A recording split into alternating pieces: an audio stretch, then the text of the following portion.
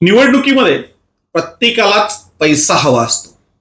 आता ती सर्वांना सवयच झालेली आहे. त्यातूनच मग पैशातून सत्ता आणि सत्तेतून पैसा हे समीकरण जन्माला येते. आता हे समीकरण जर बदलायचं असेल तर प्रत्येक मतदाराने विचारपूर्वक मतदान केलं पाहिजे.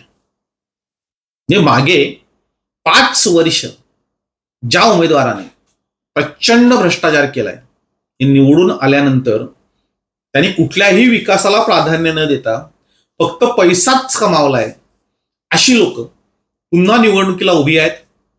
पैसे वाटून मत विकत घेऊन ते पुन्हा निवडून येण्याचा प्रयत्न करतायत. अशी माणसं जर निवडून आली तर ती पुढची 5 वर्ष आपल्याला पुन्हा विकासापासून दूर ठेवतील. आपल्याच विकासाचा पैसा ते लाटतील, भ्रष्टाचार करतील. आणि म्हणूनच अशा भ्रष्टाचारी माणसांना बिलकुल मतदान करू नका. कारण आपला जो विकास आहे तो विकास आतापर्यंत का झाला नाही त्याचं एकमेव कारण आहे की आपला विकास कागदोपत्री दाखवून, आपल्या भागात रस्ते झाल्याचं दाखवून, त्याची बोगस बिलं काढून ही लोक गब्बर झालेली आहेत. म्हणजे आमदाराची संपत्ती बघा, आमदाराचा पी कसा अब्जाधीश झाला ते बघा, ठेकेदारांनी आपली घरं कशी भरली ते बघा. आता हीच लोक पुन्हा पैसे घेऊन आपल्या दारामध्ये येतील. आता काही लोक म्हणतात की आम्ही पैसे घेऊ पण मतदान करणार नाही, मुळात त्यांना दारातच उभं करू नये.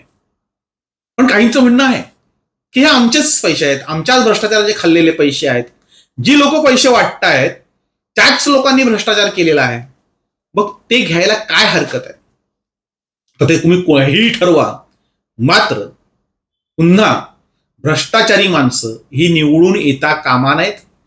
आपल्या विकासामध्ये 5 वर्ष ही लोक भ्रष्टाचार करतात, पैसे खातात. त्याच खाल्लेल्या पैशांपैकी काही भाग ते आपल्याला वाटतात, पुन्हा ते निवडून येतात आणि त्याच्यापेक्षा जास्त भ्रष्टाचार करतात. म्हणजे वर्षानुवर्ष हे चालत आलंय. हे समीकरण जर बदलायचं असेल तर यावेळेस जे लोकप्रतिनिधी भ्रष्टाचारी आहेत त्यांना कोणीही मतदान करता कामा नये. त्यांना यावेळेस धडा शिकवणं गरजेचं आहे.